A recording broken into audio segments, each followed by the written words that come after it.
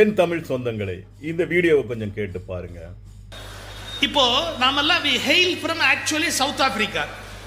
நம்ம ஆப்பிரிக்கர்களுடைய ஒரு நெடிய பயணத்தில் பிறகு உருவான மனித இனம் இது. ஆப்பிரிக்கர்களுடைய தொடர்ச்சி இது. மதுரைக்கு பக்கத்தில் ஒரு ஊரில் கூட அந்த பழைய ஆப்பிரிக்கன் டிஎன்ஏ ஜீன் கண்டறியப்பட்டது. அந்த 25,000 30,000 ஆண்டுகளுக்கு முந்தைய ஜீன் இங்கே ட்ரேஸ் இருக்கு, கண்டுபிடிக்கப்பட்டது. அப்படியே இருக்கட்டும். இந்த ஆப்பிரிக்காவில் இருக்கிற பழங்குடி மக்களுடைய முகத்தை நீங்க பார்த்தீங்கன்னா ஒரு பயம் இருக்கும், ஒரு பதட்டம் இருக்கும், ஒரு விதமான கோபம் இருக்கும், ஒரு அழகு உணர்ச்சி இருக்காது, ஒரு மாதிரி கொஞ்சம் விகாரமா கூட இருக்கும். கோச்சுக்காது, அப்படி ஒரு தோற்றத்தில் இருப்பாங்க. ஆனா அதிலேந்து வந்து வந்து வந்து வந்து வந்து வந்து இப்ப மாறி இருக்கிற இப்ப நம்முடைய முகத்தோற்றத்தை எடுத்துக்கொண்டா எவ்வளவோ ஒரு அழகு இருக்கிறது. ஒரு முக கூர்மை இருக்கு, மூக்கில் ஒரு அழகு இருக்கு, கண்ணுல ஒரு அழகு இருக்கு, ஒரு தோற்றத்தில் ஒரு அழகு இருக்கு. இதெல்லாம் இல்லைனாலும் ஃபேர் அண்ட் லவ்லி இருக்கு. அப்ப நம்மளை மாத்திக்க முடியுது. ஓரளவு நம்மளை அழகா காட்டுறதுக்கான வாய்ப்பு இருக்கு, இயல்பிலேயே இருக்கு. போட்டோ எடுத்து பார்த்தா தெரியும். இப்போ பண்டைய மனிதர்கள் அப்படின்னு நம்ம சோசியல் பாட புத்தகத்தில் போடுவாங்க.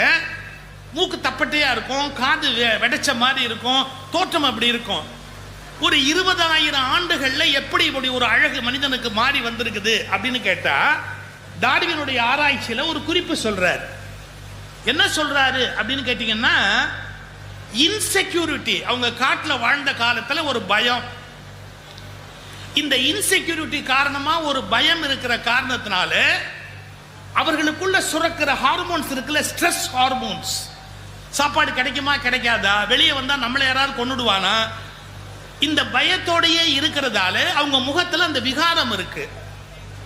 ஆனா செக்யூர்டு லைஃப், பாதுகாப்பு இருக்கு, கவலை இல்லை, எந்திரிச்சா சாப்பாடு கிடைக்கும், உத்தரவாதம் இருக்கும் அப்படின்னு வர வர மனிதனுடைய முகத்துல இயல்பாகவே ஒரு அழகு வருகிறது, ஒரு பாதுகாப்பு உணர்ச்சி வருகிறது.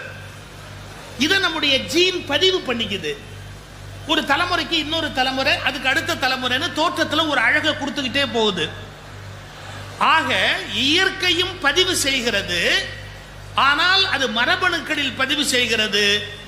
மனிதன் இன்னும் கொஞ்சம் வளர்ந்து தன்னுடைய அறிவை காகிதங்களில் பதிவு செய்து அடுத்த தலைமுறைக்கு கடத்தலாம் என்று கண்டுபிடித்த போது புத்தகங்கள் உருவாகின.